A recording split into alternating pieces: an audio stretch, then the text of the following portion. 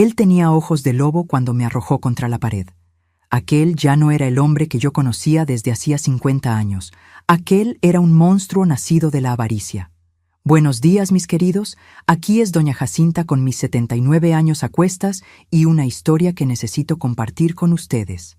Les hablo directamente desde mi pequeña sala en Guadalajara, Jalisco, donde el café siempre está fresco y los recuerdos no siempre son tan dulces como el pan casero que aprendí a hacer con mi madre. Antes de sumergirme en esta historia tan difícil, quería decirles que este canal está haciendo un sorteo de 5,000 pesos nuevamente. Y esta es la última oportunidad para participar. Para participar es muy sencillo. Solo deben suscribirse a este canal Memorias de las Abuelas, dar like a este video y comentar alguna curiosidad sobre ustedes. Puede ser en qué ciudad viven, cuántos hijos o nietos tienen, sus nombres. Lo que ustedes quieran comentar será totalmente bienvenido. Así que comenten ya para garantizar su oportunidad de ganar 5,000 pesos. Nací aquí mismo en Guadalajara en 1946, cuando la ciudad todavía era una niña también, creciendo en medio de aquellas plantaciones de agave que hicieron que Jalisco fuera conocido en todo el mundo.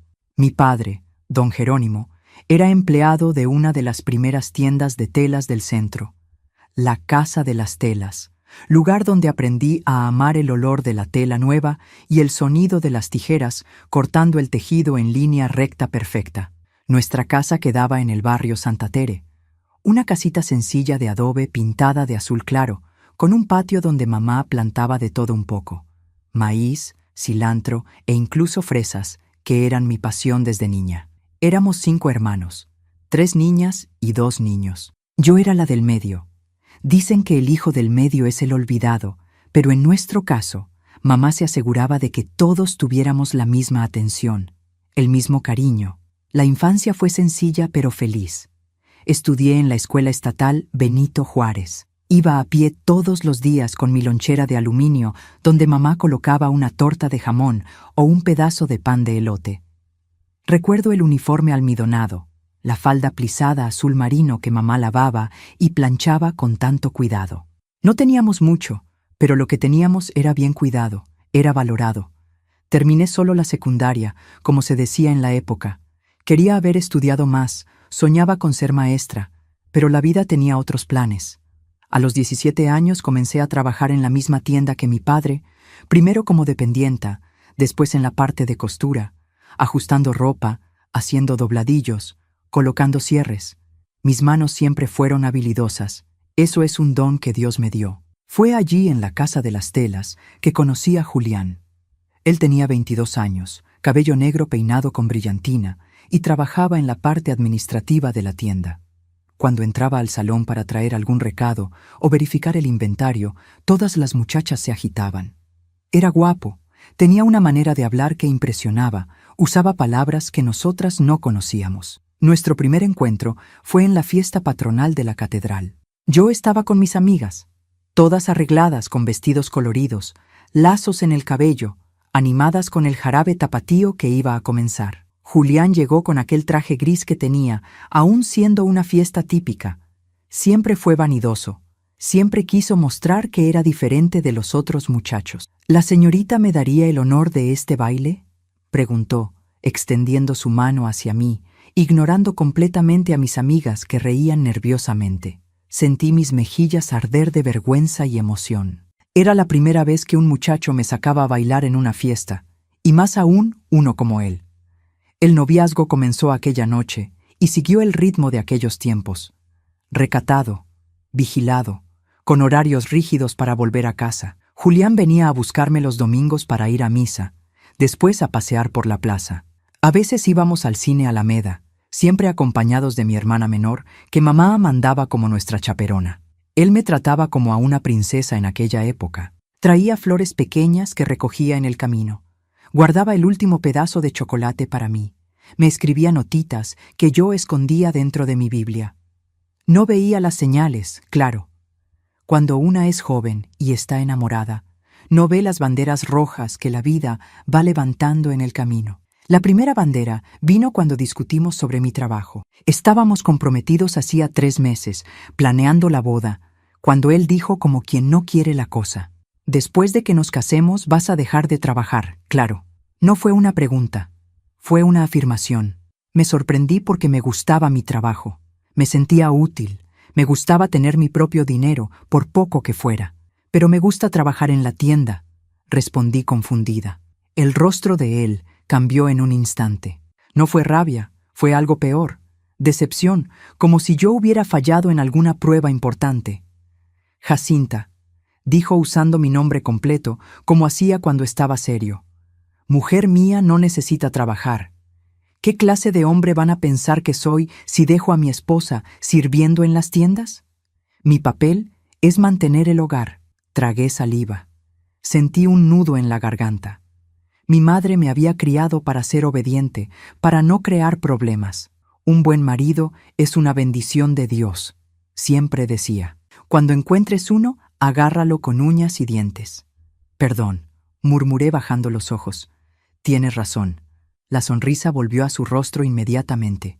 Su mano grande acarició mi cabello como si yo fuera una niña o un animalito que había hecho lo correcto. «Mi hija inteligente», dijo. «Ya verás. Serás mucho más feliz cuidando de nuestra casa, de nuestros hijos». Nos casamos en 1968, en una ceremonia sencilla en la catedral. Mi vestido fue cosido por mí misma, con encaje que mamá guardaba desde mi nacimiento para ese día. La fiesta fue en el patio de la casa de mis padres, con pastel hecho por mi madrina y botanas que las vecinas ayudaron a preparar. Los primeros años de matrimonio fueron ajustables, como decimos. Julián tenía sus manías, sus horarios rígidos, su manera correcta de querer las cosas. La camisa planchada de un modo específico, el café ni muy caliente ni muy frío, la casa impecable para cuando trajera a algún compañero de trabajo a cenar, siempre sin aviso previo. Cuando estaba de buen humor, era cariñoso, me traía pequeños regalos, contaba las novedades de la ciudad. Cuando algo lo contrariaba en el trabajo, llegaba callado, con aquella nube oscura flotando sobre su cabeza. Aprendí a leer las señales, a pisar con cuidado en los días malos, a ser invisible cuando era necesario. Vivíamos en una casa pequeña de 2 plantas en el centro, cerca de la tienda donde él seguía trabajando. Yo cuidaba de la casa, visitaba a mi madre los martes por la tarde, frecuentaba la iglesia, hacía trabajos de caridad en el asilo. Una vida común, como tantas otras mujeres de mi generación. El hijo tardó en venir. 4 años intentando, rezando, haciendo promesas a todos los santos. Veía a las amigas con sus barrigas creciendo, después con bebés en brazos, y sentía aquel vacío que solo quien ha pasado por eso entiende. Julián se volvía cada vez más impaciente, como si la culpa fuera mía. «Mi madre tuvo 6 hijos sin esfuerzo ninguno», decía a veces, haciéndome sentir aún más inadecuada. Cuando finalmente quedé embarazada en 1972, fue una alegría que no cabe en palabras. Julián cambió completamente. Volvió a ser aquel muchacho atento que me cortejaba, haciendo planes, pintando el cuarto del bebé, comprando una cuna de segunda mano que lijó y pintó él mismo. Octavio nació en una madrugada lluviosa de abril de 1973, un parto difícil de aquellos que antiguamente ponían en riesgo la vida de la madre. Estuve 20 horas en trabajo de parto. La partera ya estaba preocupada, hablando de llevarme al hospital, pero él finalmente vino al mundo. Un niño fuerte, sonrosado, con una pelusa oscura cubriendo su cabecita. «Mi hijo», dijo Julián cuando lo tomó en brazos por primera vez, la voz entrecortada de una emoción que raramente demostraba. «Mi hijo». El hombre Octavio cambió nuestras vidas. Era un bebé tranquilo que mamaba bien, dormía a sus horas, sonreía fácil. Cuando cumplió 1 año, Julián tuvo una idea que cambiaría el rumbo de nuestra historia. «Voy a abrir mi propia tienda», anunció una noche mientras cenábamos. «Ya estoy cansado de trabajar para otros, de enriquecer al patrón mientras me llevo las migajas». Me preocupé. Teníamos nuestros ahorros, pero abrir un negocio propio era arriesgado. Guadalajara crecía rápido, pero también aumentaba la competencia. «¿Estás seguro, Julián? Es un paso grande». Él frunció el ceño inmediatamente. «¿Estás dudando de mí, Jacinta? ¿Crees que no tengo capacidad?» «No, claro que no», respondí deprisa. «Solo estoy pensando en Octavio, en su seguridad. Es exactamente en él en quien estoy pensando. Julián golpeó en la mesa, haciendo que el bebé se asustara en su sillita. Quiero construir algo para nuestro hijo, un legado. No quiero que sea empleado como yo lo fui, como tu padre lo fue toda la vida. Y así nació Telas Madero, nuestra pequeña tienda en la calle Juárez, una de las principales del centro comercial. Al principio era solo una salita pequeña con rollos de tela apilados en los estantes, una máquina de coser para pequeños ajustes y yo detrás del mostrador, ayudando cuando el movimiento aumentaba. Sí, irónicamente volví a trabajar. Es diferente, explicaba Julián. Ahora estás ayudando en nuestra tienda, construyendo nuestro patrimonio, no sirviendo a extraños. La lógica era confusa, pero yo acepté, feliz por poder salir un poco de casa, por usar mis conocimientos de telas y costura nuevamente. Los años 70 fueron buenos para nosotros. La tienda creció, nos expandimos al local de al lado, contratamos a 2 empleadas. Guadalajara vivía su auge, el tequila traía dinero, la ciudad bullía de gente y oportunidades. Compramos nuestra primera casa propia, una de 2 plantas en la colonia Chapalita, barrio que comenzaba a ser considerado de clase media alta. Octavio crecía fuerte e inteligente. Desde pequeño mostró interés por los libros, por las historias que yo leía antes de dormir. En la escuela siempre fue de los primeros de la clase. Traía orgullosos boletines llenos de calificaciones altas, que Julián exhibía a los amigos el domingo después de misa. Pero había tensión también. Julián quería que el hijo siguiera sus pasos, que amara la tienda como él la amaba. Octavio, sin embargo, tenía otros intereses. Le gustaban las ciencias, las matemáticas, soñaba con la universidad, con horizontes más allá de aquella tiendita que para Julián representaba todo. Este muchacho vive con la cabeza en las nubes. Se quejaba Julián cuando Octavio prefería quedarse leyendo en vez de ayudar en la tienda los sábados. Necesita aprender el valor del trabajo duro, del comercio.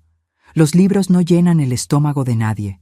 Yo quedaba en medio de ese fuego cruzado, intentando agradar al marido sin desalentar los sueños de mi hijo. Era una cuerda floja diaria, un equilibrio delicado que a veces se inclinaba más hacia un lado, a veces hacia otro. Deja al muchacho estudiar. Yo decía cuando Julián estaba de buen humor. Él puede cuidar de la parte administrativa de la tienda después, hacer las cuentas, organizar todo correctamente con el conocimiento que va a tener. Era mi pequeña estrategia para calmar las aguas, para que los 2 mundos pudieran coexistir en paz. Funcionaba a veces, otras no. En las noches malas, Julián cerraba la puerta de la habitación, pasaba horas viendo televisión solo en la sala, un vaso de tequila en la mano, rumiando lo que él llamaba la ingratitud del chamaco. Aún así, fueron años felices a su manera. Teníamos salud, teníamos comodidad, éramos una familia. Los domingos de comida en casa de mi madre, las navidades con la familia reunida, las graduaciones de Octavio que llenaban mi pecho de orgullo. La vida seguía su curso previsible, con sus pequeñas alegrías y tristezas cotidianas. No imaginaba que una mañana común de martes en 1997 cambiaría todo para siempre. Octavio tenía 24 años. Se había graduado en ingeniería en la Universidad de Guadalajara. Estaba comprometido con Sandra, una muchacha linda de buena familia que conoció en la facultad. Trabajaba en una empresa grande de construcción civil. Estaba ahorrando dinero para la boda que sucedería a finales de aquel año. El teléfono sonó a las 10:43 de la mañana. Recuerdo la hora exacta porque miré el reloj de la cocina mientras me secaba las manos en el delantal para contestar.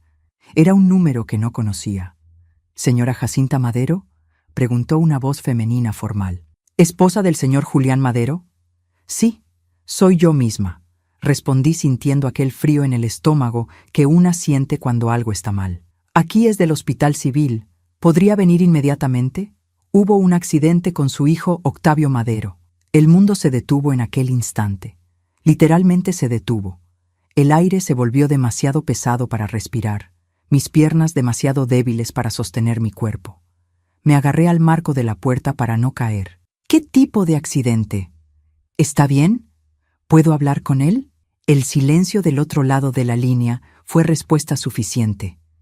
Aquel tipo de silencio que grita verdades que nadie quiere oír. Es mejor que la señora venga cuanto antes. Fue todo lo que la mujer dijo. Su marido ya fue notificado. Está en camino al hospital. No recuerdo cómo llegué hasta allá. Sé que una vecina me llevó en coche, que ella hablaba cosas para calmarme, que yo solo conseguía rezar Ave María llena de gracia, el Señor es contigo, repitiendo las mismas palabras como un mantra que podría cambiar lo que ya sabía en el fondo de mi corazón. Octavio había sufrido un accidente en la obra donde supervisaba un proyecto. Una viga mal colocada, un andamio que se dio, una caída de casi 15 metros. Muerte instantánea, dijeron los médicos después, como si eso fuera algún consuelo saber que mi hijo, mi único hijo, no sufrió en sus últimos momentos. Julián ya estaba allí cuando llegué, sentado en una silla de plástico en el pasillo, el rostro enterrado en las manos grandes, los hombros anchos sacudiéndose en un llanto silencioso que nunca había visto antes. En 29 años de matrimonio, nunca había visto a mi marido llorar de aquel modo. Me acerqué despacio, como quien se acerca a un animal herido, y toqué su hombro. Él levantó el rostro, los ojos rojos, hinchados, la mirada perdida de quien no reconoce el mundo a su alrededor. «Jassi», dijo apenas, la voz quebrándose en la segunda sílaba, y entonces me abrazó con fuerza, como si yo fuera una tabla de salvación en medio de un mar revuelto. Quedamos así abrazados en un pasillo de hospital, 2 personas de mediana edad llorando la pérdida que ningún padre, ninguna madre debería enfrentar. Una enfermera se acercó después de un tiempo. Preguntó si queríamos ver el cuerpo. Asentí aún sabiendo que aquella imagen me acompañaría por el resto de mis días. El rostro de él estaba sereno, casi como si durmiera. Habían limpiado la sangre, cerrado los ojos, cruzado las manos sobre el pecho. Parecía mi muchacho, y al mismo tiempo un extraño, una cáscara vacía de lo que fue mi hijo. Pasé la mano por los cabellos oscuros de él, todavía suaves como cuando era niño, y prometí en silencio que de alguna forma sobreviviría a aquel dolor por él, por su memoria. Julián permaneció en la puerta, incapaz de acercarse, incapaz de tocar al hijo que ya no respiraba. Vi algo quebrarse dentro de él en aquel momento, algo que nunca más sería reparado. El velorio, el entierro, los días que siguieron, todo parece un borrón en mi memoria. Las visitas constantes, los platos de comida que vecinas amables dejaban, los abrazos, las palabras de consuelo que entraban por un oído y salían por el otro sin hacer sentido alguno. ¿Cómo se sigue viviendo después de enterrar a un hijo? ¿Cómo se despierta por la mañana? ¿Cómo se respira? ¿Cómo se pone un pie delante del otro y se continúa existiendo en un mundo donde tu hijo no existe más? Son preguntas que llevo conmigo hasta hoy. Preguntas que tal vez nunca tengan respuesta. Julián y yo lidiamos con el duelo de formas diferentes. Yo me agarré a la fe. Iba a la iglesia todos los días, encendía velas, rezaba hasta que mis rodillas dolían en el reclinatorio duro. Él se cerró. Dejó de ir a la tienda. Pasaba días enteros en el cuarto que fue de Octavio, mirando álbumes de fotografías, sosteniendo el saco de la graduación del hijo como si pudiera extraer de él algún resquicio de vida. Sandra, la novia de Octavio, venía a visitarnos de vez en cuando. Era doloroso y reconfortante al mismo tiempo ver a aquella muchacha que tanto amó a mi hijo, que sería mi nuera, madre de mis nietos que ahora nunca nacerían. Ella acabó mudándose a Ciudad de México algunos meses después. No aguantaba más los recuerdos, los planes deshechos, las miradas de lástima de la gente en la calle. Fue cerca de 3 meses después del entierro que noté el cambio en Julián. Volvió a levantarse temprano, a afeitarse todos los días, a ir a la tienda.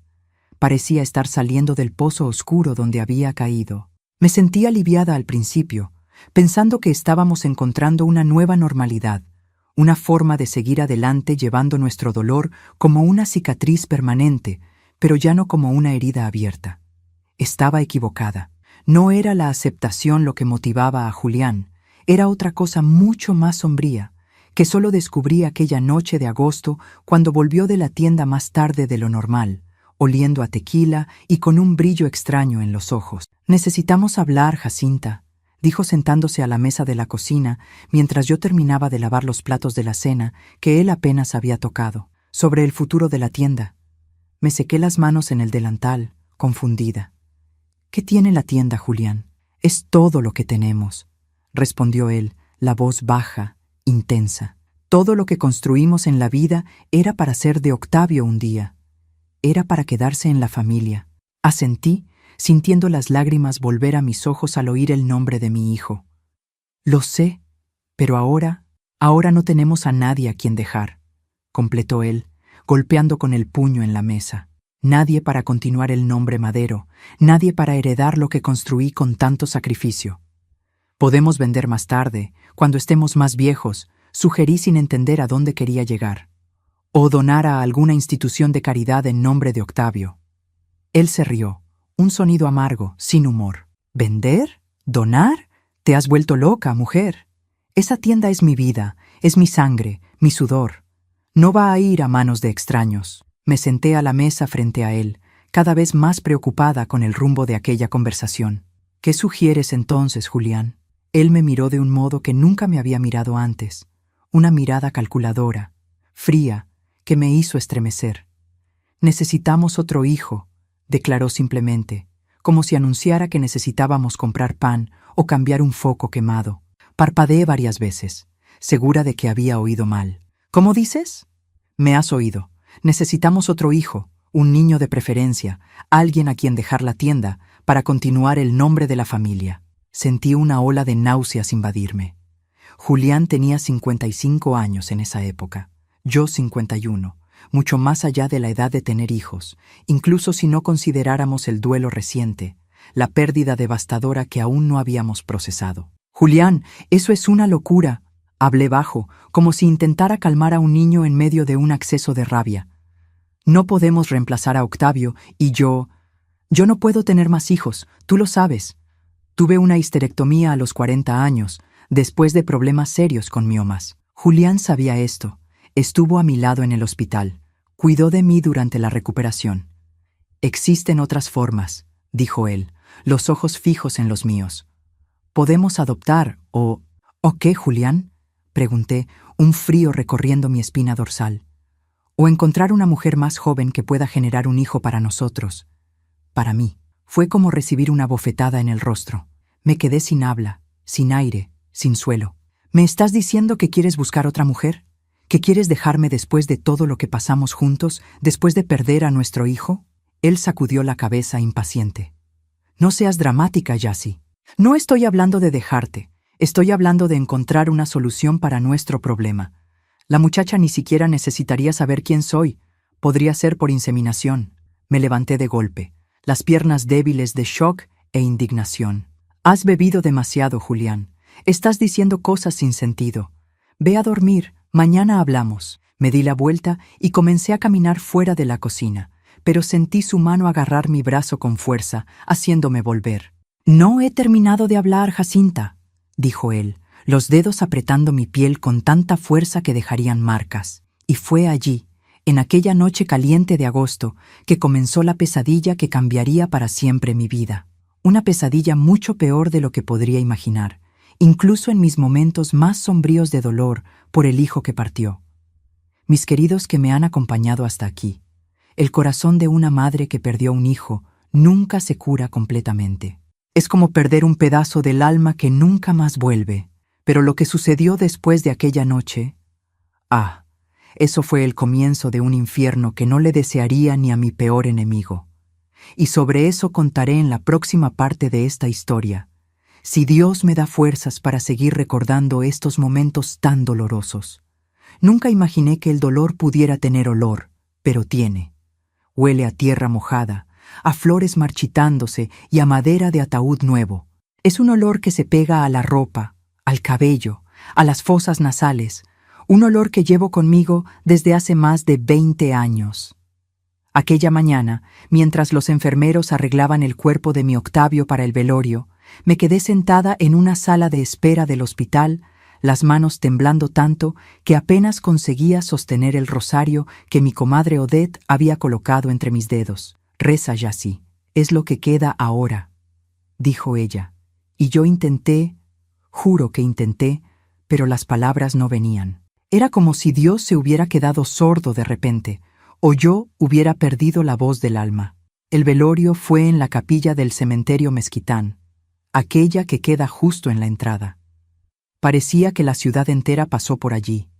Compañeros de facultad de Octavio, amigos de la infancia, vecinos, clientes de la tienda, profesores que hablaban del potencial de él, del futuro brillante que tenía por delante. Cada elogio era un cuchillo en mi pecho, cada abrazo de pésame una confirmación de que no era pesadilla, era real. Sandra, la novia de él, llegó por la tarde, sostenida por su madre. Pobre muchacha, parecía un fantasma, pálida, los ojos rojos de tanto llorar, todavía usando el anillo de compromiso que Octavio le había dado en Navidad. Cuando nuestras miradas se cruzaron, nos derrumbamos una en brazos de la otra. No necesitábamos palabras. Éramos dos mujeres que amaban de formas diferentes al mismo hombre que ahora estaba acostado en aquel ataúd de madera oscura, de traje azul marino y una corbata que yo misma le había dado en su último cumpleaños. Él estaba tan feliz ayer, Sandra, susurró entre sollozos, haciendo planes para nuestro departamento, diciendo que íbamos a empezar a buscar después de la boda. Acaricié el cabello de ella, incapaz de responder. ¿Qué decir? ¿Que los planes ya no importan? ¿Que el futuro que soñaron juntos se evaporó en una mañana de martes cualquiera? El entierro fue la tarde siguiente. El cielo de Guadalajara estaba de un azul ofensivo, sin una sola nube, el sol brillando como si fuera un día común. ¿Cómo podía el mundo seguir girando, el sol brillando, los pájaros cantando, cuando mi hijo estaba siendo bajado a una fosa oscura? Julián se quedó a mi lado todo el tiempo, el brazo alrededor de mis hombros, sosteniéndome cuando mis piernas flaqueaban. Él estaba en shock, los ojos fijos en el ataúd como si no pudiera creer lo que veía. No lloró frente a nadie. Solo después, en casa, en la oscuridad de nuestro cuarto, sentí su cuerpo sacudirse en sollozos silenciosos que duraron la noche entera. Los días que siguieron fueron un borrón. Personas trayendo comida que yo no conseguía comer, el párroco visitando, hablando de aceptación, de planes de Dios que no podemos comprender, como si hubiera algún plan divino que justificara la muerte de un joven de 24 años lleno de sueños y bondad. Sandra venía casi todos los días al principio. Nos sentábamos en el portal mirando los rosales que Octavio había plantado para mí en el Día de las Madres 2 años antes. A veces conversábamos sobre él, recordando cosas graciosas que había hecho, planes que había compartido. Otras veces nos quedábamos en silencio, cada una perdida en su propio dolor. No consigo mirar más el vestido de novia, me contó un día, las manos apretando un pañuelo ya húmedo de lágrimas. Mamá dijo que deberíamos guardarlo, que un día querré usarlo, pero ¿cómo puedo casarme con otra persona, doña Jacinta? ¿Cómo voy a amar a alguien después de él? Abracé a aquella muchacha que sería mi nuera, que me daría nietos, que envejecería al lado de mi hijo, y no tuve respuesta. Yo misma me preguntaba cómo seguiría viviendo en un mundo sin la sonrisa de mi hijo, sin oír su voz llamándome mamita, sin el olor de loción para después de afeitar que dejaba en el baño las mañanas de domingo. Mi madre, que en esa época ya tenía sus 76 años, firme como siempre fue, vino a quedarse conmigo algunas semanas. Ella, que ya había enterrado a mi padre y a 2 de mis hermanos, conocía el dolor que me consumía. No intentaba consolarme con frases hechas, no decía que el tiempo lo cura todo, que Dios sabe lo que hace. Simplemente estaba allí, haciendo el desayuno que yo no comía, abriendo las ventanas para que el sol entrara, obligándome suavemente a bañarme, a cambiarme de ropa, a dar pequeños pasos de vuelta a la vida. Un día a la vez, hija, decía ella, peinando mi cabello como hacía cuando yo era niña. Hoy solo necesitas respirar. Mañana respiras de nuevo. En ese tiempo, Julián cerró la tienda por 2 semanas. Después volvió diciendo que necesitaba ocuparse, que quedarse en casa lo estaba enloqueciendo. Comenzó a llegar tarde, oliendo a tequila. No era de beber antes, tal vez una cerveza el domingo con la barbacoa, nada más. Ahora, la botella de tequila en el armario de la cocina se vaciaba rápidamente. «Necesitas parar con eso», le dije una noche cuando llegó tambaleándose hasta la cama, tan borracho que apenas conseguía quitarse los zapatos. «Esto no va a traer a Octavio de vuelta». Él me miró con ojos inyectados, el rostro contorsionado en una expresión que mezclaba rabia y dolor. «Nada va a traerlo de vuelta, Jassi. Nada. Así que déjame olvidar a mi manera. ¿Cómo discutir con eso? Yo misma quería olvidar, aunque fuera por algunas horas. Olvidar el ataúd bajando a la tierra, el rostro pálido de mi muchacho, los sueños destruidos en un instante. 2 meses después del entierro, Sandra vino a despedirse. Había conseguido una transferencia en la empresa donde trabajaba.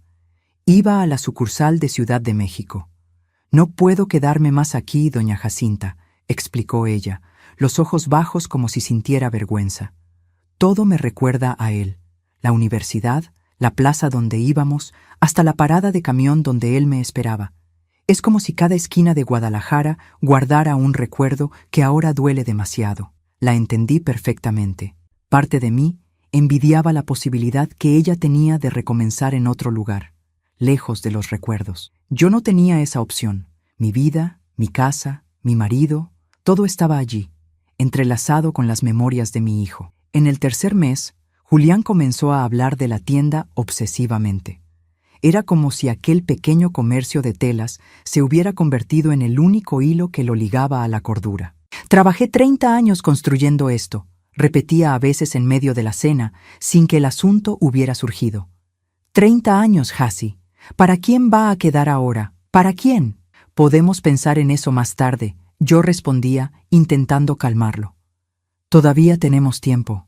Tal vez algún sobrino se interese cuando sea mayor». Él sacudía la cabeza inconforme. «No es lo mismo. Quería un hijo allí, alguien con nuestra sangre, nuestro nombre». La obsesión fue creciendo. Julián pasaba horas en la tienda mucho después del horario de cierre. A veces lo encontraba sentado en la oscuridad, solo mirando los estantes de tela, el mostrador donde Octavio jugaba cuando era niño. En una de esas noches volvió diferente. Tenía un brillo extraño en los ojos, una energía nerviosa que me dejó en alerta inmediatamente. Se sirvió un vaso de tequila, lo bebió de un trago y se sentó frente a mí en la mesa de la cocina. «Tuve una idea hoy», anunció, la voz un poco pastosa por la bebida. «Una solución para nuestro problema». «¿Qué problema, Julián?», pregunté, aunque ya sabía la respuesta. «La tienda, Jassi, nuestro legado. No podemos dejar que muera con nosotros», suspiré, cansada de aquella conversación circular. «Ya hablamos de esto. No tenemos otros hijos, desafortunadamente. Pero tal vez algún día, cuando estemos listos, podamos pensar en vender a alguien que cuide bien, que mantenga el nombre». «¡No!», golpeó en la mesa con fuerza, haciendo que el vaso saltara. «No voy a vender. No voy a entregar a extraños lo que construí con tanto sacrificio». Me quedé en silencio, esperando que la tormenta pasara, como siempre pasaba cuando él bebía demasiado y se ponía agresivo. «Necesitamos otro hijo», dijo finalmente, mirándome con una intensidad que me hizo tragar saliva. Mi primer instinto fue reír. Reír de lo absurdo de aquello. Tenía 51 años. Ya no menstruaba desde hacía algunos años. Había pasado por una histerectomía después de problemas serios con miomas. Además, la idea de reemplazar a Octavio, de tener otro hijo como si fuera una pieza de repuesto, era repugnante. «Julián, tú sabes que eso es imposible», respondí con toda la calma que conseguí reunir. «No puedo tener más hijos, y aunque pudiera, no sería justo, no sería correcto». Él se levantó, tambaleándose un poco, y comenzó a caminar de un lado a otro de la cocina. «Hay otras formas, Jassi. Podemos adoptar a un niño, o encontrar una mujer joven, saludable, que pueda tener un hijo para nosotros». Sentí mi estómago revolverse. «¿Qué estás diciendo? ¿Que quieres buscar otra mujer? ¿Que quieres dejarme después de más de 30 años juntos?» Él sacudió la cabeza impaciente. «No seas idiota. No estoy hablando de dejarte. Estoy hablando de conseguir un vientre de alquiler, alguien que tenga el hijo y lo entregue para que lo criemos. Esto es una locura», dije levantándome también. «Completa locura». «Has bebido demasiado, Julián. Ve a dormir. Mañana te darás cuenta del absurdo que estás diciendo». Me di la vuelta para salir de la cocina, pero sentí su mano agarrar mi brazo con fuerza, los dedos hundiéndose en mi carne. «No he terminado de hablar», gruñó él, girándome bruscamente para enfrentarlo. En aquel momento vi algo en sus ojos que nunca había visto antes. No era más dolor, no era más duelo. Era una obsesión fría, calculadora, que me hizo sentir miedo por primera vez en todos aquellos años de matrimonio. «Suéltame, Julián», pedí, intentando mantener la voz firme. ¿Me estás lastimando? Él miró sus propios dedos apretando mi brazo, como si no se hubiera dado cuenta de lo que hacía, y me soltó. Retrocedí algunos pasos, frotando la marca roja que ya se formaba en mi piel. «Perdóname», murmuró él, pasando la mano por el rostro cansado. «No quería... Es que tú no entiendes, Jassy. Necesito esto. Necesito un heredero para la tienda. Es todo lo que me queda». «¿Y yo?», pregunté, la voz temblorosa de indignación. «¿Yo no soy nada? ¿32 años de matrimonio no significan nada?». Él no respondió. Solo me miró con aquella expresión vacía, distante, como si habláramos idiomas diferentes, como si ya no pudiera alcanzarme a través del abismo que la muerte de Octavio había abierto entre nosotros. Aquella noche dormí en el cuarto de huéspedes por primera vez en décadas de matrimonio. O mejor dicho, intenté dormir. Me quedé despierta mirando al techo, las palabras de él resonando en mi cabeza, el miedo creciendo como una semilla oscura plantada en mi pecho. A la mañana siguiente, Julián actuó como si nada hubiera sucedido. Tomó café en silencio, me dio un beso distraído en la frente antes de salir para la tienda, como hacía todos los días. Pensé, esperanzada, que solo había sido la bebida hablando, que la luz de la mañana había barrido aquellas ideas absurdas. Estaba equivocada. Una semana después, volvió con folletos de clínicas de reproducción asistida, de agencias de adopción. Los esparció en la mesa de la sala, señalando opciones, costos, procedimientos, como si estuviera planeando una reforma en la casa o la compra de un carro nuevo. «Mira, Jassy, hay esta clínica en Monterrey que trabaja con donación de óvulos. Podríamos encontrar una donante parecida a mí, usar mi esperma». «Basta, Julián», corté, la voz más alta de lo que pretendía. «No voy a participar en esto. Es una locura, es enfermizo. Nuestro hijo murió hace 3 meses». «¿3 meses? Y tú ya estás planeando reemplazarlo como si fuera un objeto roto». Él me miró con una frialdad que me atravesó como una navaja. «No estoy reemplazando a nadie. Estoy intentando salvar lo que queda de nuestra familia, de nuestro nombre. Tú deberías entender esto. Como madre, deberías querer otro hijo». «No quiero otro hijo», grité, las lágrimas que siempre parecían listas para caer finalmente desbordando. «Quiero a mi hijo de vuelta, quiero a Octavio de vuelta». Salí corriendo hacia la habitación, cerrando la puerta detrás de mí, y lloré hasta no tener más lágrimas, hasta que mi cuerpo doliera con el esfuerzo de los sollozos. Lloré por mi hijo perdido para siempre, por mi matrimonio que parecía desmoronarse, por el hombre que un día amé y que ahora parecía un extraño obsesionado y cruel. En las semanas que siguieron, Julián continuó con su plan. Marcó citas en clínicas, conversó con abogados sobre adopción, investigó opciones en Internet, todo sin mi consentimiento, sin mi participación, como si mi opinión no importara, como si yo fuera solo un obstáculo que sortear. «La clínica dijo que estoy lo suficientemente saludable», comentó en una cena, como quien habla del clima. «Mis espermatozoides todavía son viables, incluso a los 55 años. Podríamos encontrar una donante de óvulos, un vientre de alquiler». Puse los cubiertos en la mesa, el apetito completamente arruinado. «Por favor, Julián, para con esto. No voy a cambiar de opinión. No quiero otro hijo. No quiero adoptar. No quiero un vientre de alquiler, sea lo que sea que eso signifique». Él continuó comiendo como si no me hubiera oído. «Claro, sería más simple si tú todavía pudieras embarazarte, pero tenemos que trabajar con lo que tenemos, ¿no es así?». Fue como una bofetada en la cara. La crueldad casual de aquella frase.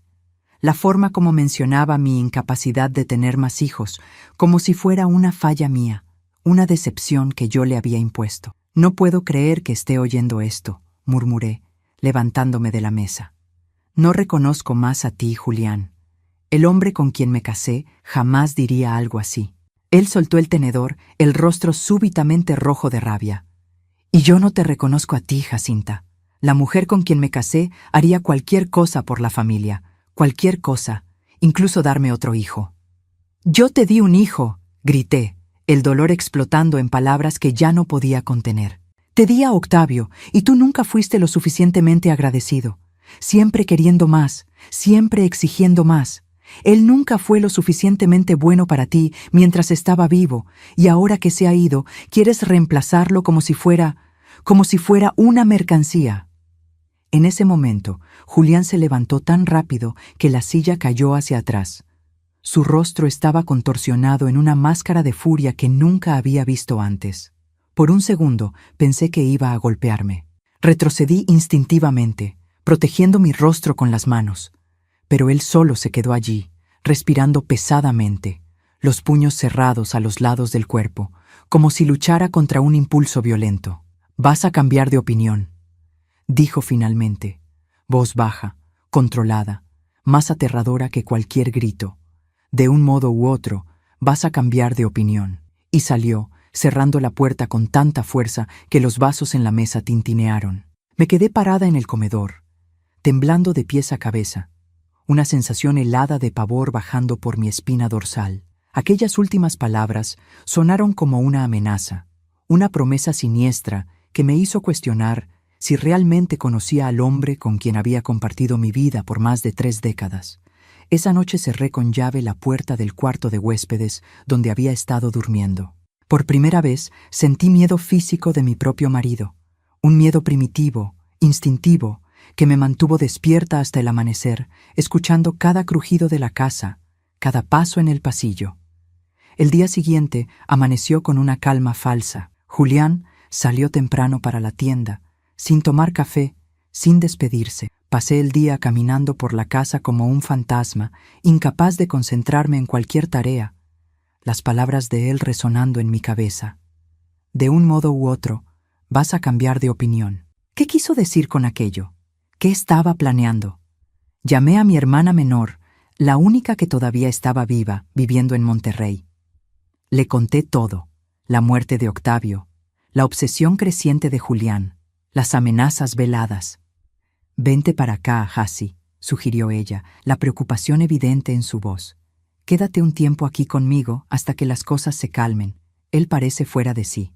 Consideré la oferta. Sería un alivio salir de aquella casa que ahora parecía una prisión, lejos de aquel hombre que ya no reconocía.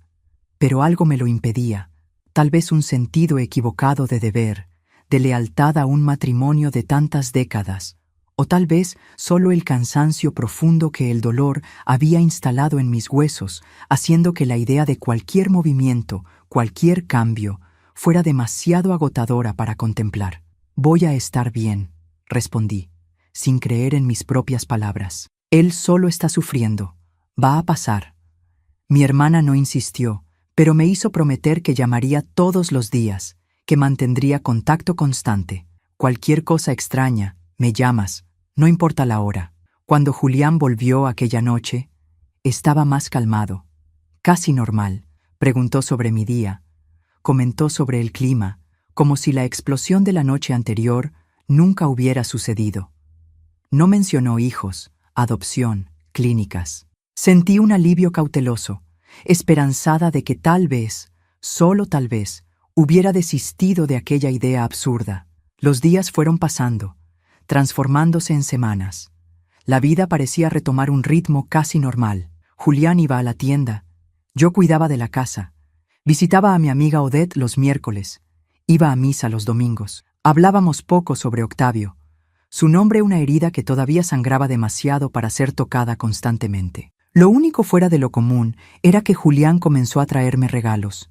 Pequeñas cosas al principio, chocolates que me gustaban, una planta para el portal, un libro de recetas.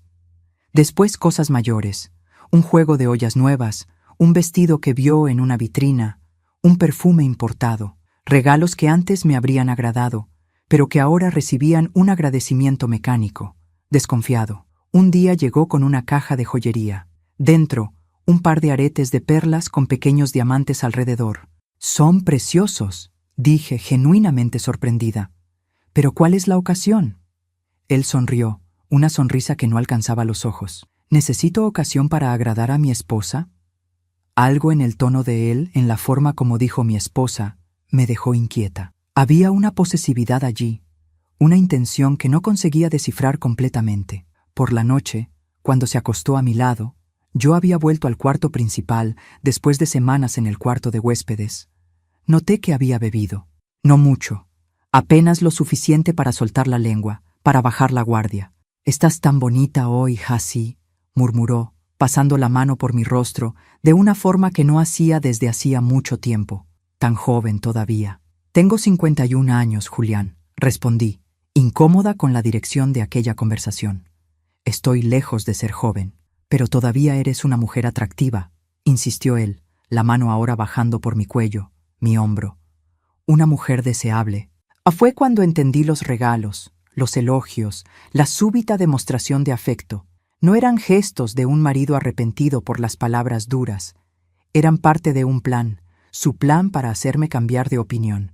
«Estoy cansada, Julián», dije, volteándome de lado, de espaldas a él. Fue un día largo. Sentí su mano detenerse en el aire, vacilante, después un suspiro frustrado. «Siempre estás cansada últimamente, ¿no es así? Siempre tienes una excusa». No respondí. Fingí dormir, los ojos abiertos en la oscuridad, el corazón latiendo acelerado en el pecho. La comprensión de lo que él estaba intentando hacer, reconquistarme, seducirme, para después proponer nuevamente la idea de otro hijo, me dejó asqueada, indignada, como si nuestra relación, nuestro matrimonio de tantos años, pudiera ser reducido a una transacción, a una negociación donde mi cuerpo era solo una moneda de cambio. A la mañana siguiente, él salió temprano como siempre, pero no antes de abrazarme por detrás mientras yo preparaba el café, sus manos intentando encontrar el camino por dentro de mi bata. «Julián, no», dije firmemente, apartándome. «No es el momento». «¿Cuándo será el momento entonces?», preguntó él, la frustración evidente en su voz. «Hace meses, Hassie, meses». «Estamos de duelo», respondí simplemente. «Nuestro hijo murió, y la vida continúa», replicó él, tomando la taza de café con fuerza innecesaria. «¿No podemos seguir viviendo?». No respondí. No había respuesta que dar. Para él, continuar viviendo significaba reemplazar a Octavio, generar otro heredero para su preciosa tienda.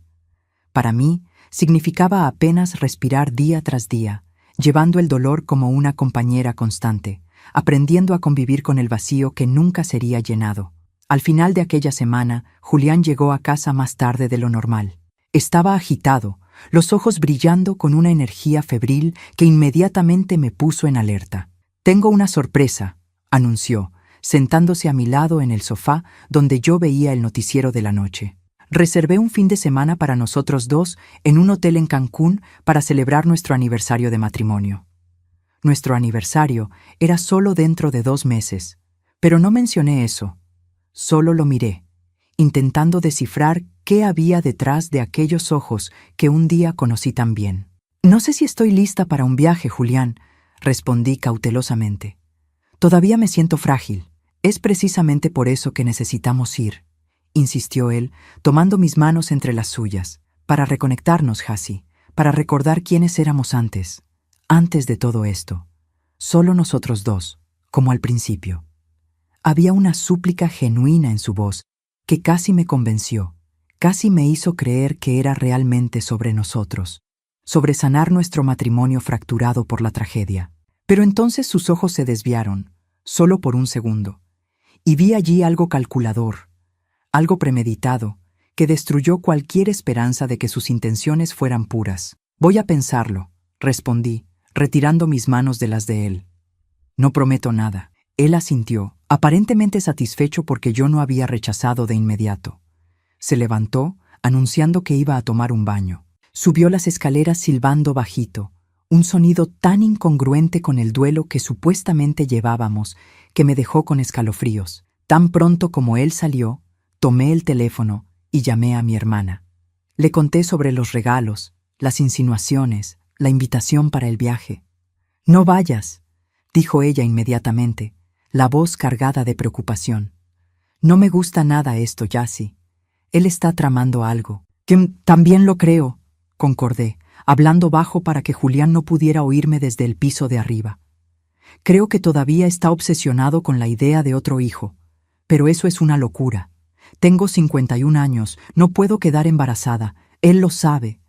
Creo que está intentando convencerme de aceptar la idea de un vientre de alquiler, o adopción, o qué sé yo.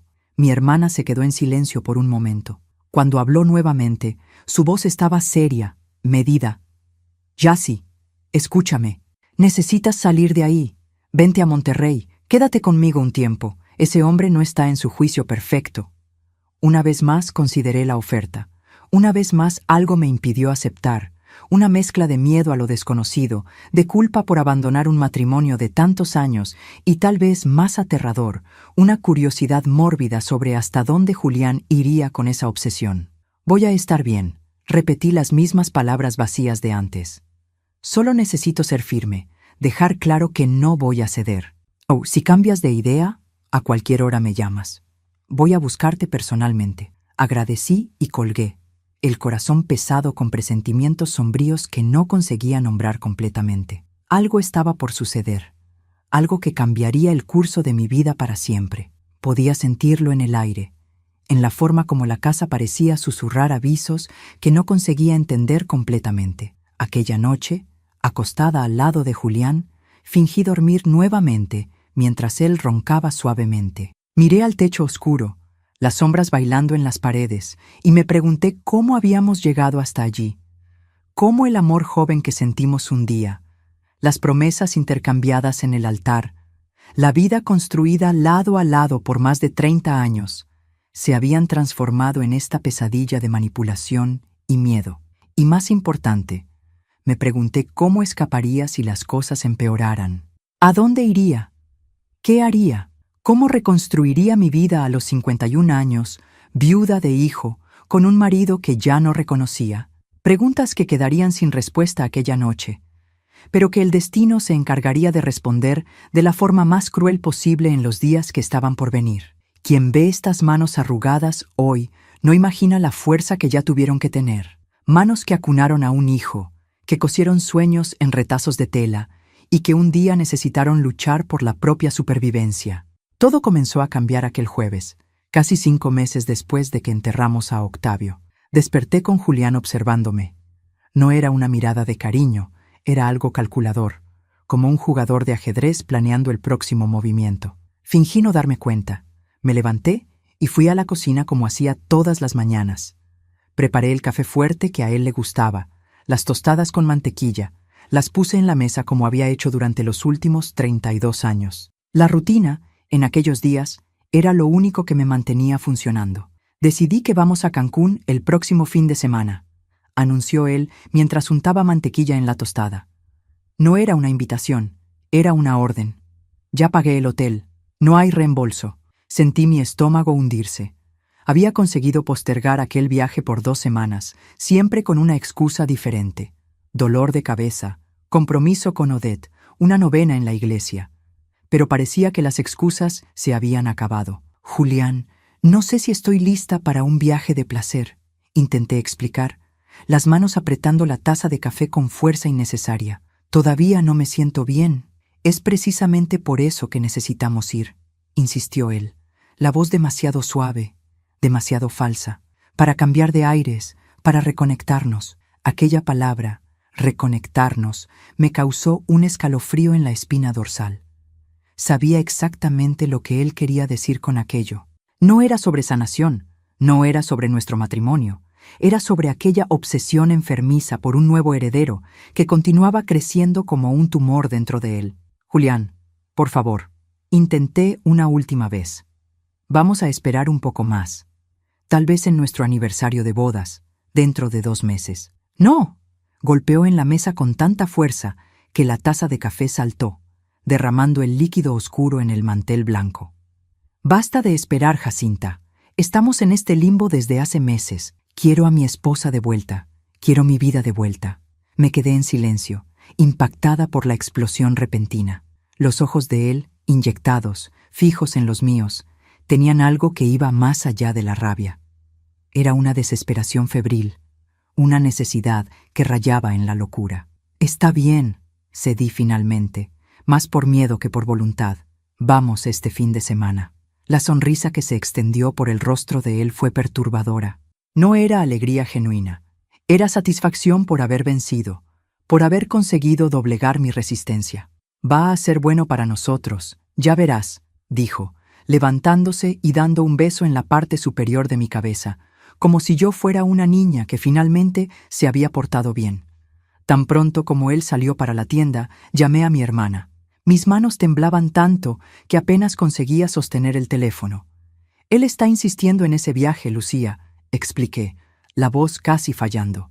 ¿Ya pagó? Dijo que no hay cómo cancelar. Tengo que ir. No me gusta nada esto, Jassi. La preocupación de ella era palpable incluso a través de la línea telefónica. Hay algo mal ahí. ¿Por qué esa obsesión repentina con un viaje? Creo que él quiere, ya sabes, intentar convencerme sobre aquella idea de otro hijo, confesé, bajando la voz como si las paredes pudieran oír. Él piensa que si conseguimos estar juntos de nuevo, voy a ceder, voy a aceptar. Jassi, la voz de ella se volvió aún más seria. Necesitas ser clara con él, decirle que no va a suceder, que no existe esa posibilidad. Ya lo intenté, Lucía. Él no escucha. Es como si hubiera una pared entre nosotros, como si ya no pudiera oírme. Después de colgar, me senté en la silla de la cocina y lloré. Lloré por el hijo que había perdido, por el marido que ya no reconocía, por la vida que había sido hecha pedazos en una mañana común de martes. Era como si estuviera de luto por dos personas, Octavio, que se había ido para siempre, y Julián, que todavía estaba físicamente presente, pero cuya alma parecía haber sido reemplazada por algo frío y calculador que yo no conocía. Los días que precedieron al viaje fueron una prueba de nervios. Julián volvió a ser atento, casi exageradamente. Llegaba a casa con flores, preguntaba sobre mi día, llamaba desde la tienda solo para decir que estaba pensando en mí. Si no conociera el motivo detrás de aquella gentileza repentina, me habría conmovido. El viernes partimos hacia Cancún temprano.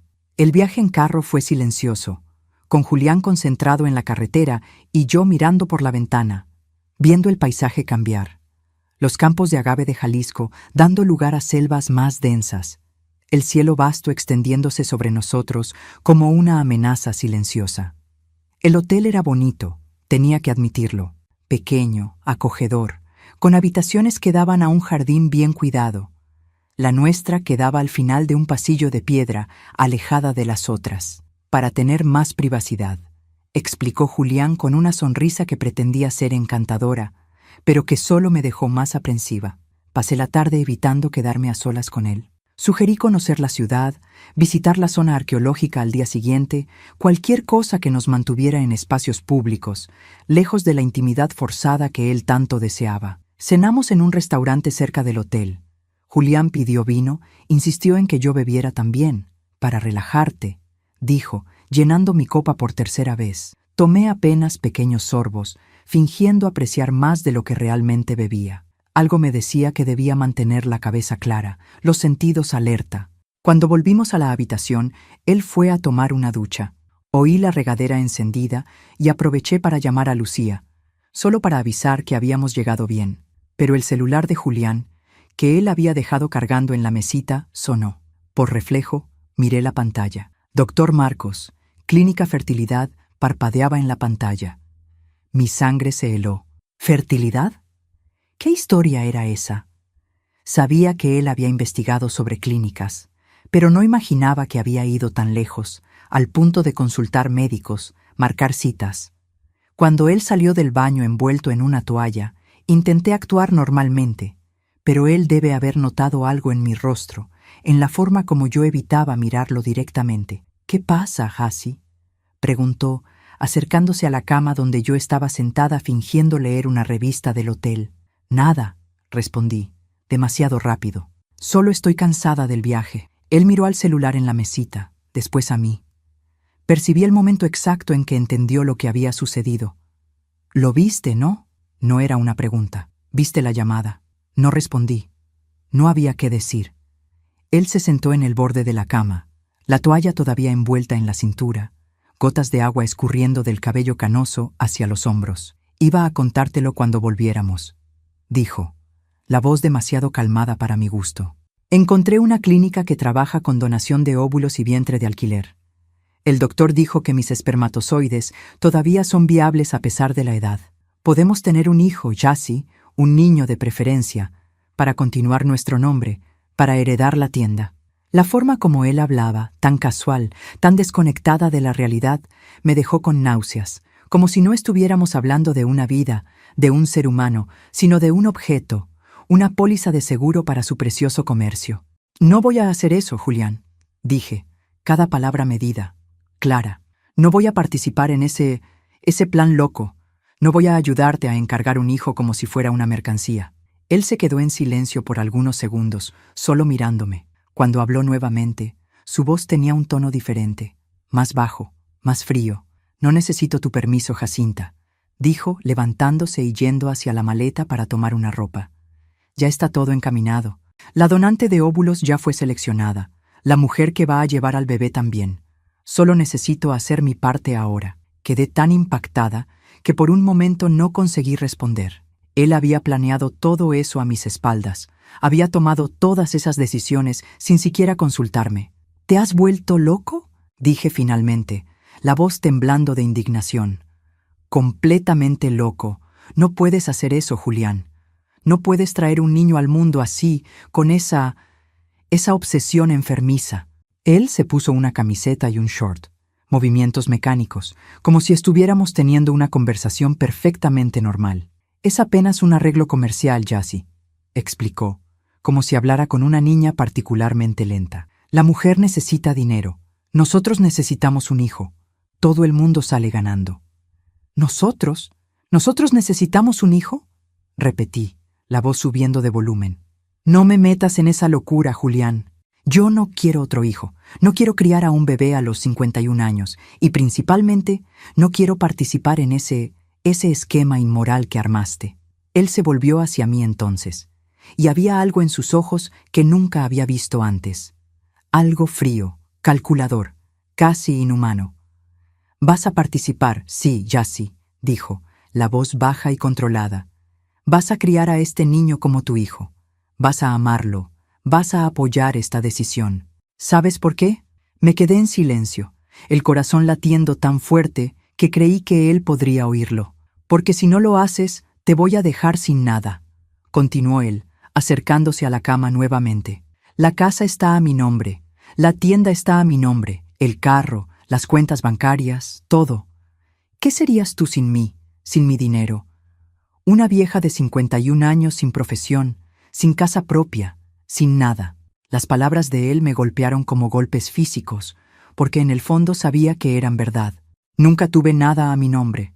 Había abandonado mi empleo cuando nos casamos porque él insistió. Había pasado la vida como la esposa de Julián Madero, sin identidad propia, sin independencia financiera.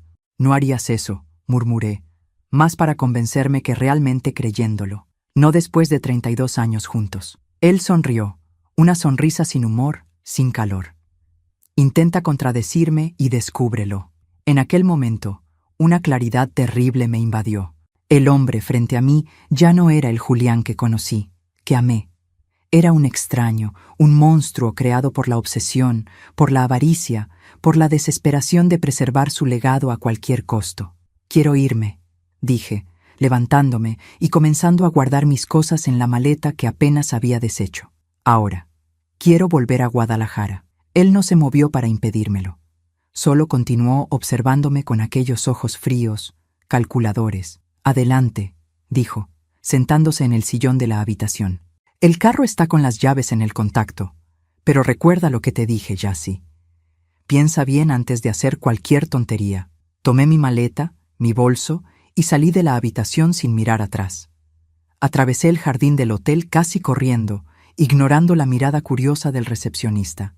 El carro estaba estacionado exactamente donde Julián lo había dejado, las llaves en el contacto, como él había dicho. Por un momento consideré tomar el carro e irme, conducir hasta Guadalajara, o mejor, hasta Monterrey, a casa de mi hermana. Comenzar de nuevo, enfrentar lo que viniera después. Pero algo me lo impidió. El miedo, tal vez. O la realidad fría de que él tenía razón.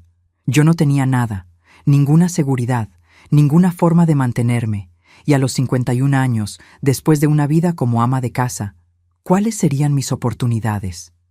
Volví a la habitación arrastrando los pies, como una condenada camino al patíbulo. Julián todavía estaba en la misma posición, como si supiera que yo volvería. Decisión sabia, comentó, sin mirarme directamente. Me senté en el borde de la cama, las piernas temblando demasiado para sostenerme. ¿Qué quieres de mí exactamente?, pregunté, la voz casi un susurro. Quiero que aceptes a esta nueva criatura como tu hijo. Quiero que finjas para el mundo que es nuestro hijo adoptivo, que creemos esa historia juntos, y quiero que dejes de sabotearme en este proyecto. ¿Y si no puedo? Las lágrimas que había contenido hasta entonces finalmente desbordaron. ¿Y si no puedo fingir, Julián? ¿Y si no puedo amar a esta criatura que estás comprando? Él se levantó del sillón y vino hasta mí, arrodillándose para quedar a la altura de mis ojos. Por un breve momento vi un destello del hombre que conocí, del hombre que amé un día. «Vas a poder, Hassi», dijo, secando una lágrima de mi rostro con el pulgar, «porque tienes un corazón bueno, siempre lo tuviste, y en el fondo vas a entender que esto es necesario». ¿Necesario? Como si reemplazar a nuestro hijo muerto fuera una necesidad, como agua o comida. Como si generar un heredero para aquella tienda fuera más importante que el respeto, que la dignidad, que el amor que un día compartimos. Me acosté aquella noche acurrucada en la esquina de la cama, lo más lejos posible de él, sintiéndome más sola que nunca, aunque había otro cuerpo a centímetros del mío. Lloré silenciosamente, las lágrimas mojando la almohada, el cuerpo entero doliendo con un dolor que iba mucho más allá de lo físico. El resto de aquel fin de semana fue un borrón de momentos tensos, conversaciones superficiales y un distanciamiento que parecía aumentar a cada hora. Visitamos la zona arqueológica como turistas comunes, tomamos fotos, comimos en restaurantes caros. La apariencia de normalidad de una pareja de mediana edad disfrutando un fin de semana romántico era tan falsa que llegaba a ser grotesca. En el viaje de vuelta a Guadalajara, Julián habló sobre los próximos pasos, sobre la fecha en que debería ir a la clínica, sobre cómo funcionaría el procedimiento, sobre cuánto tiempo llevaría hasta que el bebé naciera. Hablaba como un hombre de negocios, discutiendo un proyecto. Números, plazos, inversiones. Ninguna palabra sobre amor, sobre familia, sobre el verdadero significado de tener un hijo. Asentí mecánicamente, mirando por la ventana, viendo mi vida, mi autonomía, mi dignidad, desaparecer en el polvo de la carretera. Cuando llegamos a casa, una decisión silenciosa ya había sido tomada dentro de mí. No sabía exactamente qué haría, pero sabía que no podría continuar así. No podría vivir en aquella farsa, en aquella prisión emocional en que mi matrimonio se había convertido. Al día siguiente, Julián volvió a la rutina como si nada hubiera sucedido. Fue a la tienda temprano, volvería tarde, como siempre. Tan pronto como él salió, llamé a Lucía. «Necesito tu ayuda», dije en cuanto ella atendió, sin preámbulos, sin saludos. «Las cosas están peores de lo que pensábamos». Le conté todo, la clínica de fertilidad, el plan de Julián, las amenazas veladas sobre dejarme sin nada. «Dios mío, Hassi», la voz de ella temblaba de indignación. «Eso es chantaje, es abuso. Necesitas salir de ahí ahora mismo». «¿Y a dónde ir, Lucía? ¿Con qué dinero?» Él tenía razón en una cosa. No tengo nada a mi nombre. Nada. «Vente para acá. Quédate conmigo hasta que resolvamos esto. Podemos buscar un abogado, ver tus derechos». La idea de enfrentar a Julián en un tribunal, de exponer nuestra vida privada, nuestro duelo distorsionado, me aterraba. Pero, ¿cuál era la alternativa? «Voy a pensarlo», respondí, sin comprometerme. «Necesito organizar algunas cosas primero, ver qué puedo hacer». Después de colgar, me senté a la mesa de la cocina, mirando las paredes amarillas que había escogido tantos años atrás, los armarios que Julián había instalado con sus propias manos, los pequeños detalles que hacían de aquella casa nuestro hogar, y pensé en cómo todo había cambiado, en cómo aquel lugar que fue mi refugio se había transformado en una prisión. Los días que siguieron fueron un extraño limbo. Julián estaba satisfecho, pensando que había vencido, que yo había aceptado su plan descabellado. Yo fingía concordar, mientras secretamente intentaba encontrar una salida, una forma de recuperar el control sobre mi propia vida. Comencé a investigar cuando él no estaba en casa, sobre mis derechos como esposa, sobre separación, sobre pensión. La información que encontraba no era alentadora. Sí, teóricamente tendría derecho a la mitad de los bienes adquiridos durante el matrimonio, pero en la práctica, con todo a nombre de él, con la posibilidad de que escondiera activos, de que alegara que la tienda era anterior al matrimonio. Una semana después del viaje, Julián llegó a casa agitado, los ojos brillando con aquella misma energía febril que había visto antes. «Está marcado», anunció, tirando el saco sobre el sofá. «El próximo martes. La clínica está toda preparada. La donante de óvulos ya comenzó el tratamiento». Sentí un nudo en el estómago, la realidad de la situación golpeándome con fuerza renovada. No era solo una idea loca, una obsesión pasajera. Estaba realmente sucediendo.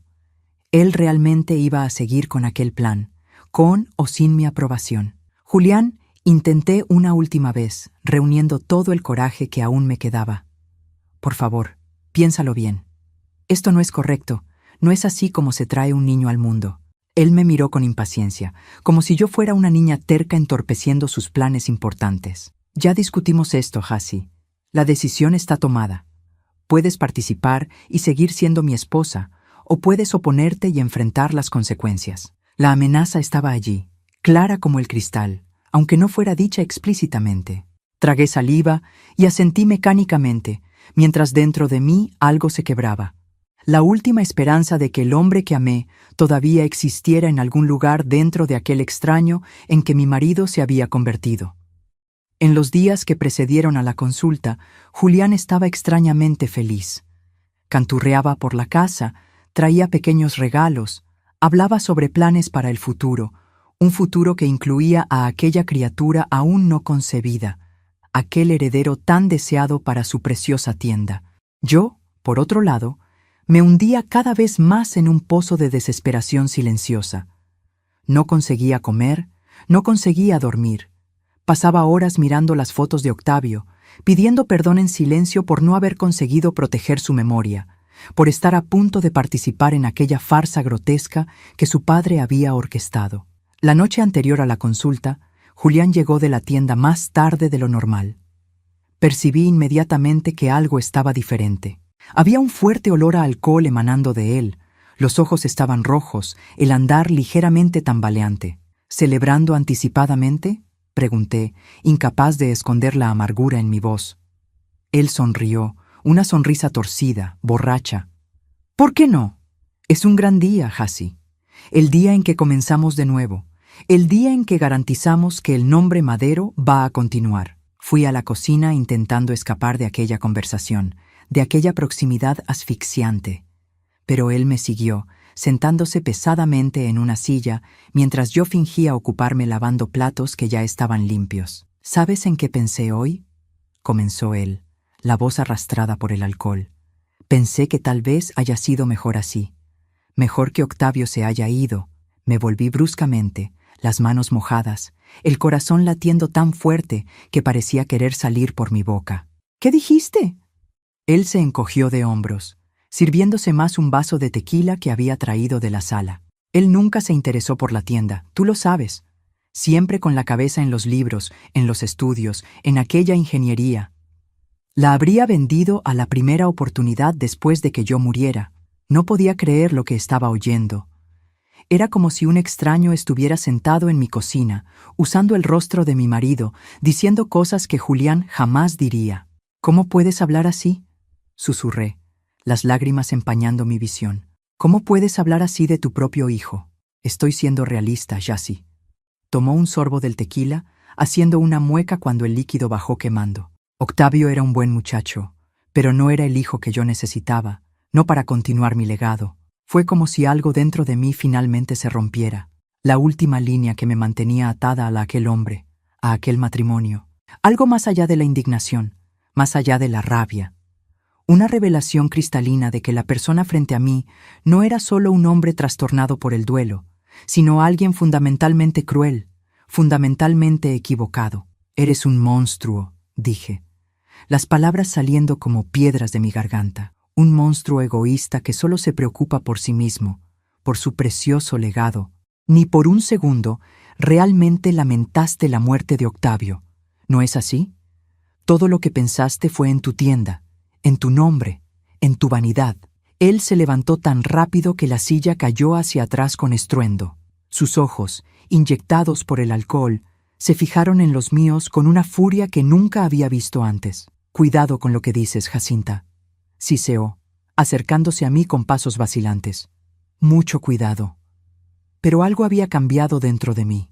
El miedo que me había paralizado por meses se había transformado en una rabia fría, cristalina, que me daba una claridad que no sentía desde hacía mucho tiempo. «¿O qué?», desafié, dando un paso en su dirección en vez de retroceder. «¿Vas a golpearme? ¿Vas a echarme de casa? Hazlo. Cualquier cosa sería mejor que seguir viviendo con alguien como tú». Fue como apretar un interruptor. El rostro de él se contorsionó en una máscara de furia, los ojos casi saltando de las órbitas, las venas del cuello pulsando visiblemente. «Ingrata», rugió, avanzando hacia mí con el brazo levantado. «Después de todo lo que hice por ti». La bofetada me alcanzó en el costado del rostro con tanta fuerza que vi estrellas por un momento. Tambaleé hacia atrás, la mano instintivamente cubriendo el área golpeada, el sabor metálico de sangre llenando mi boca donde me había mordido la mejilla. Julián se quedó parado, mirando su propia mano como si no reconociera lo que acababa de hacer.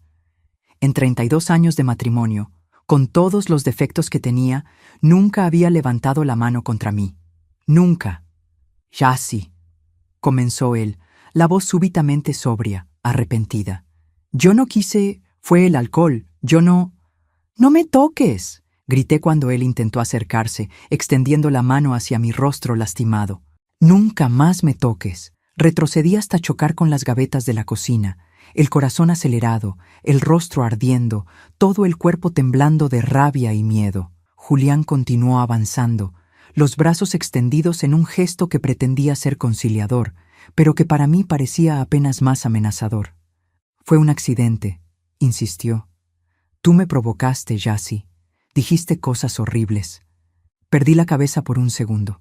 «Aléjate de mí», repetí, los ojos escudriñando la cocina en busca de algo, cualquier cosa que pudiera usar para defenderme si él avanzaba más. Mi mano encontró la gaveta de cubiertos detrás de mí.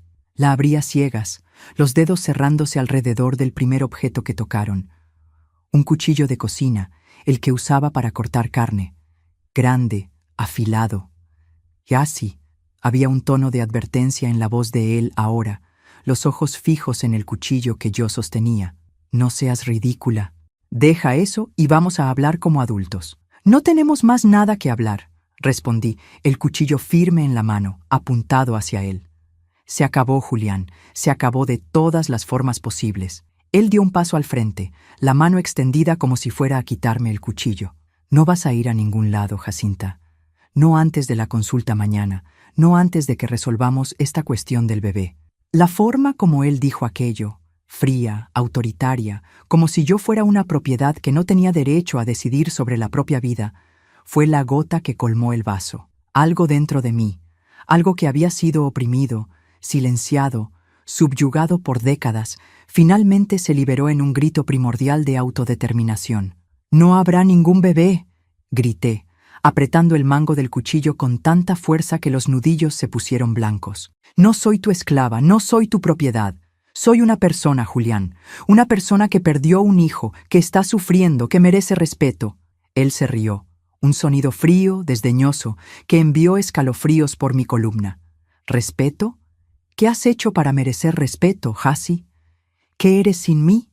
Una ama de casa sin instrucción, sin dinero, sin nada.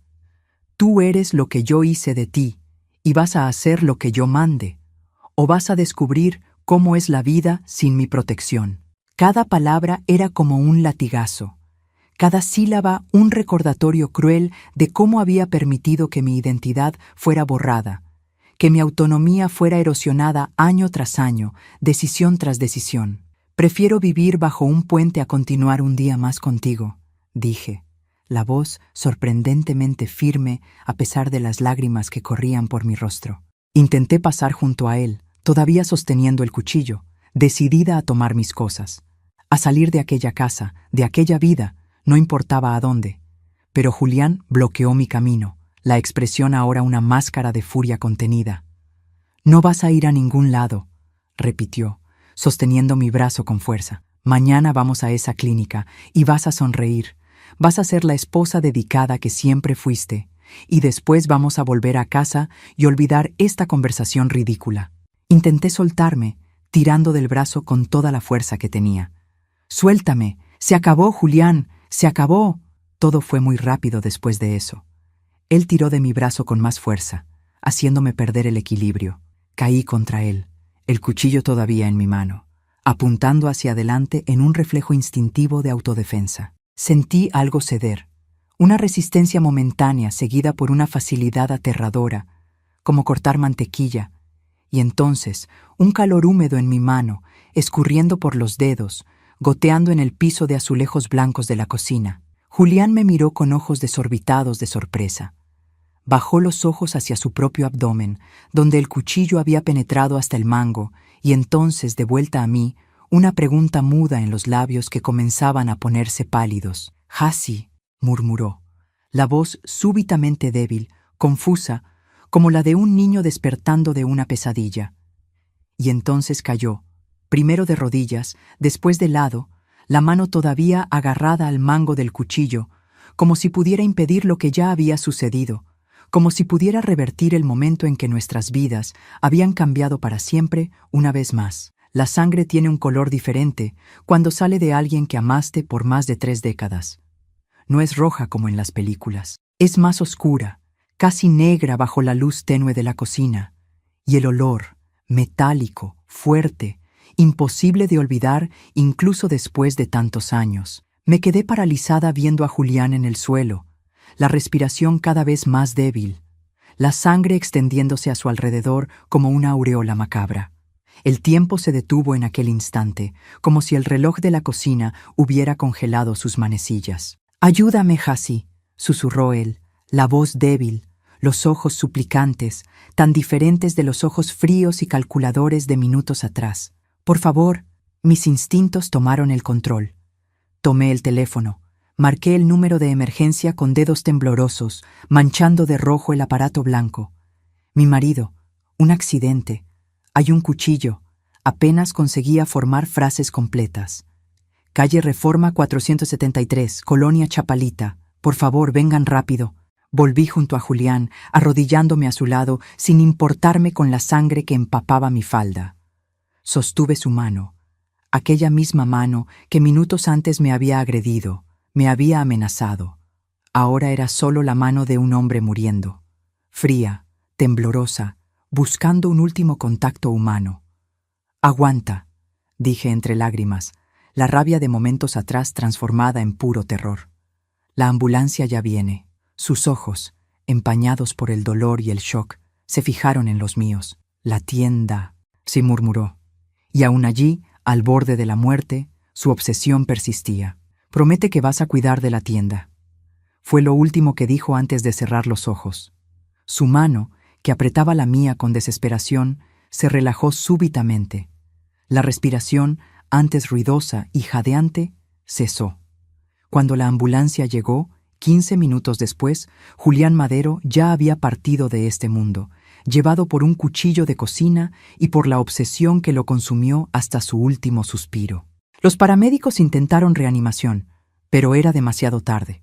La policía llegó poco después. Fui llevada a la comisaría todavía en estado de shock. Las manos y la ropa manchadas con la sangre del hombre que por más de 30 años fue mi marido. Fue un accidente. Repetí varias veces durante el interrogatorio.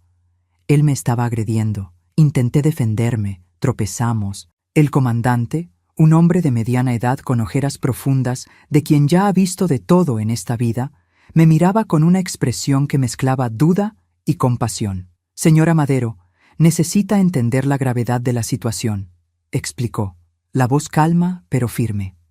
«Su marido está muerto. El cuchillo estaba enterrado en el abdomen de él. Vamos a necesitar investigar lo que realmente sucedió». Fui detenida preventivamente. Por primera vez en mi vida, a los 51 años, pasé una noche en la cárcel.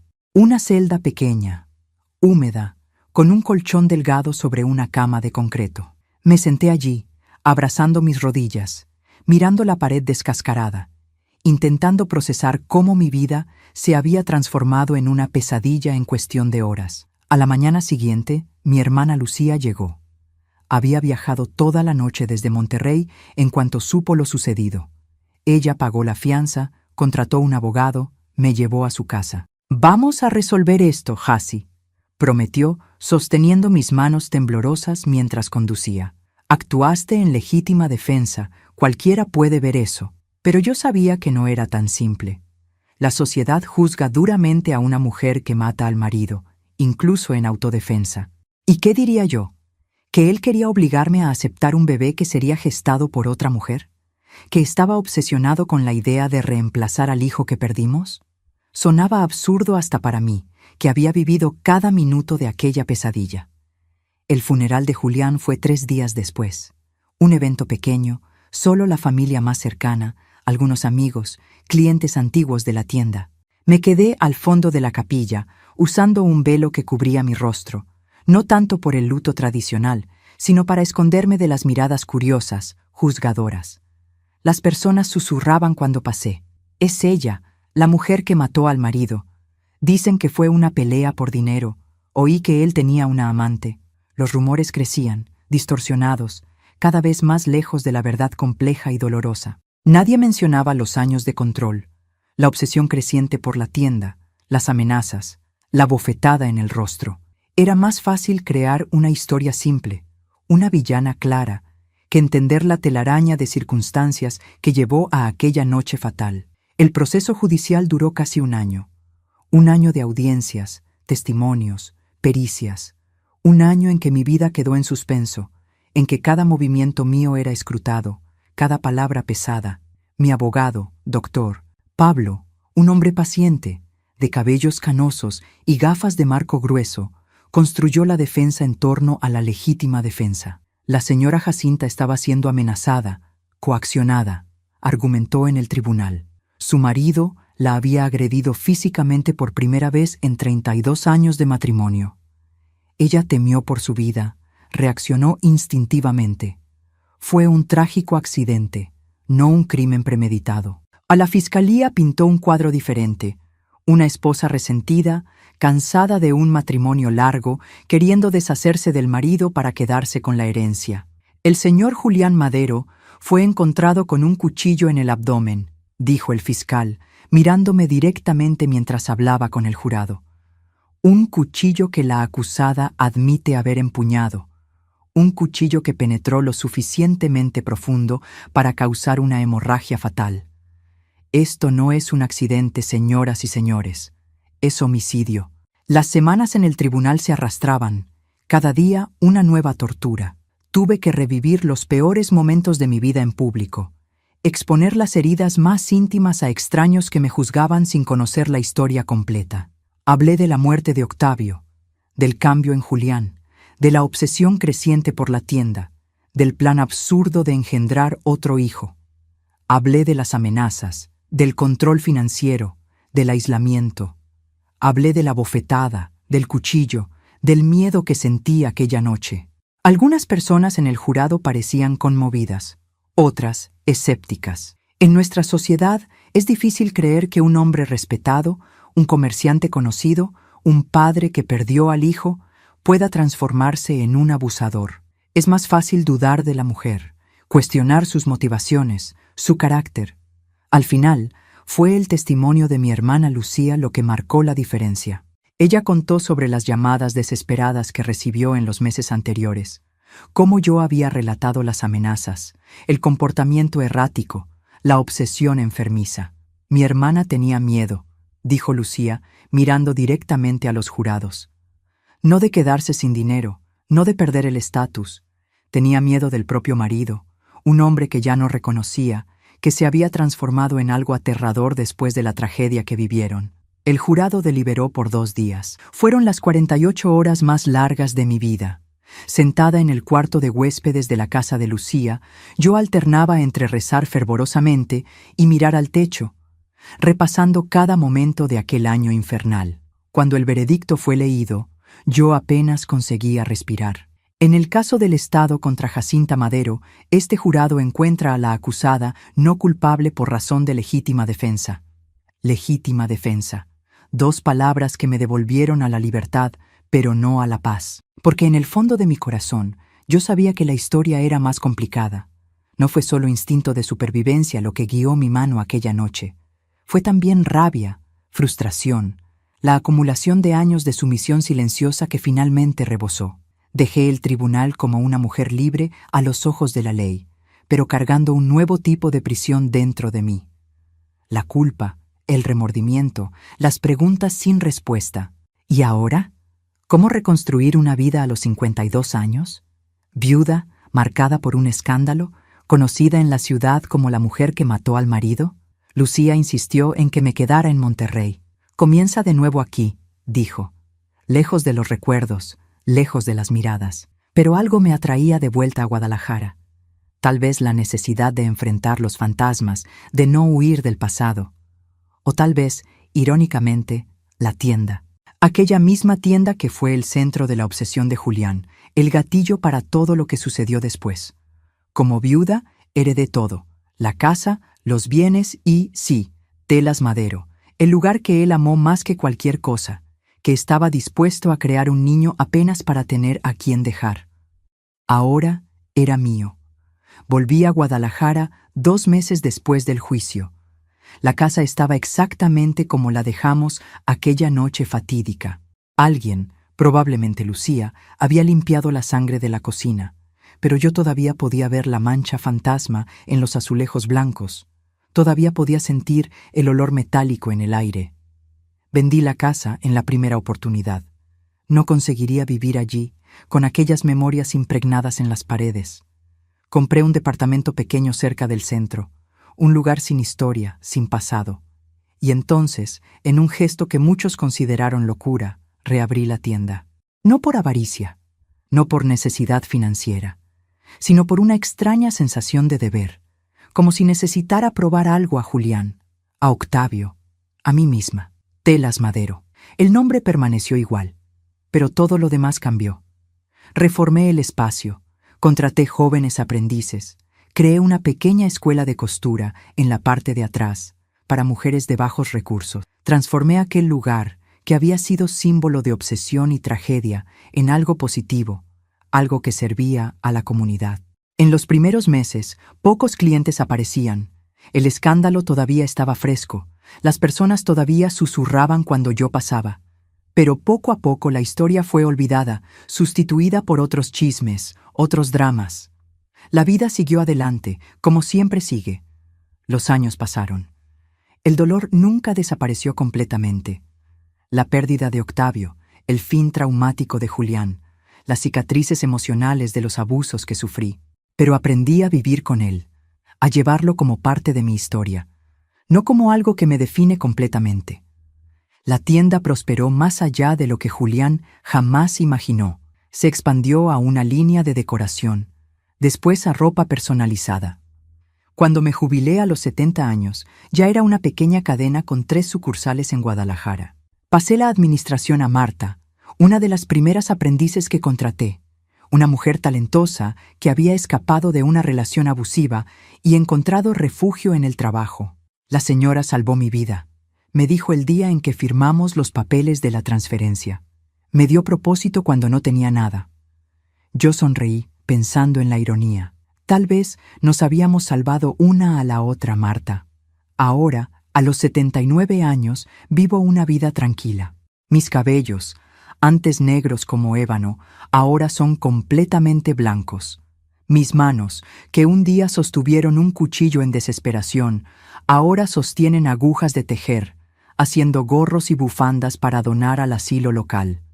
Mi corazón, que fue roto de tantas formas diferentes, todavía late, todavía siente, todavía tiene capacidad de alegrarse con pequeñas cosas. Un pájaro en la ventana, una visita de un amigo, la sonrisa de un niño en la calle. Las personas que me conocen hoy, los vecinos, los jóvenes de la parroquia, ven apenas a una señora simpática, tal vez un poco reservada. No saben de la tormenta que un día fui, de la fuerza que necesité para sobrevivir. de las elecciones imposibles que tuve que hacer. Llevo mis cicatrices con dignidad, sin vergüenza, sin ostentación. Son parte de quien soy, testigos silenciosos de la lucha que libré para recuperar mi identidad, mi autonomía, mi derecho a existir como persona completa, no como extensión de un hombre, no como repositorio de sueños ajenos. Si hay una lección que aprendí en este largo camino, es que nunca es tarde para recomenzar, nunca es tarde para decir no a la opresión, para levantar la voz contra el abuso, para exigir respeto, incluso cuando parece que todas las puertas están cerradas, incluso cuando el miedo paraliza, incluso cuando el mundo entero parece conspirar contra ti, siempre hay un camino hacia la liberación, aunque sea a través de las tinieblas más profundas. Mis queridos que me han acompañado hasta aquí en este viaje difícil, no olviden suscribirse a Memorias de las Abuelas, dar like a este video y dejar un comentario contando un poquito sobre ustedes, de qué ciudad son, cuántos hijos o nietos tienen, o lo que más les conmovió de esta historia.